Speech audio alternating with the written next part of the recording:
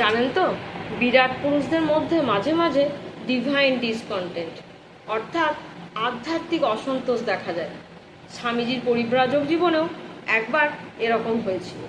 অর্থাৎ স্বামীজির হঠাৎ করে মনে হয়েছিল যে মহান উদ্দেশ্য সাধনের জন্য উনি সংসার ত্যাগ করেছেন, সেই উদ্দেশ্য বুঝি আর সফল হবে না।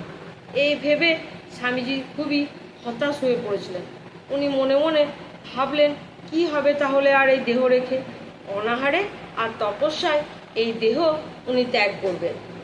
এই ভেবে স্বামীজি পথ চলতে লাগলেন, অরণ্য পথ, যার জন্য সারা দিন স্বামীজির কোনো ভিক্ষা জোটেনি, খাওয়া দাওয়া হয়নি। সন্ধ্যাবেলায় ক্লান্ত হয়ে উনি ওই জঙ্গলের একটি গাছের নিচে শুয়ে পড়লেন।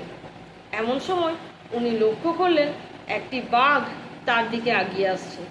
স্বামীজি কিন্তু এতটুকুও বিচলিত হলেন না, উনি বরং মনে মনে খুশি হলেন। ভাবলেন, ভালোই হয়েছে, আমার দ্বারা তো আর সমাজের কোনো কল্যাণ সাধন হবে না, তাহলে অন্তত এই ক্ষুধার্ত বাঘটার আমাকে দিয়ে ক্ষুধা নিবৃত্তি হোক। এই ভেবে স্বামীজি চুপ করে সেই গাছের নিচে শুয়ে রইলেন।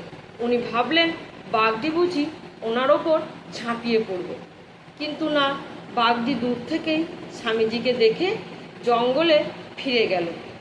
স্বামীজি ভাবলেন যে হয়তো সে ফিরবে। উনি সে একইভাবে সেই গাছের নিচে সারা রাত শুয়ে রইলেন, কিন্তু সেই বাঘ আর ফিরল না।